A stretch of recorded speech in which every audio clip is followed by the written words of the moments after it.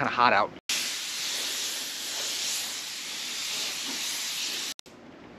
Feels good. I'm going to do a quick review of this Dewalt battery-powered air compressor. A quick tour, pressure gauge. This knob is the pressure that the air comes out at. On-off switch. I like that it's battery-powered because it uses the same batteries that all my other Dewalt stuff uses, and it goes in the same way.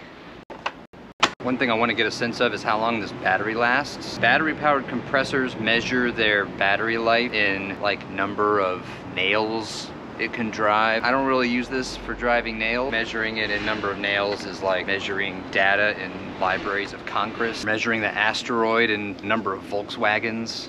I also got a hose and fitting kit. Came with a bunch of pieces. These air compressor quick connect fittings are what you want to look for. Plugs in like this. Same thing on the other end. Pops right off. Pops back on.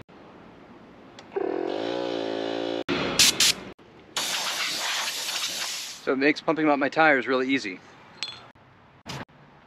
This is where these fittings come in handy. Pops right off.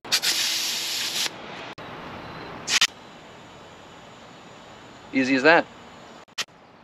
I'm pretty happy with this thing. It's really simple. It works perfectly fine. This hose and connector kit works great. It wasn't that expensive. I have the 20-volt version. Dewalt also makes a 60-volt, but those were a little harder to find and 50% more expensive. I think this is gonna work just fine. I'm gonna be using it for just projects around my house. It's really portable. I can carry it around. Also, unlike the corded one, this is easier to get into like smaller spaces. Bring it onto my porch. I can easily move it and, you know, spray off my wheelchair lift here. This thing is super convenient. I don't have anything bad to say about it other than I wish it had some little, like, you know, just some clips on the side would be nice to hold these attachments.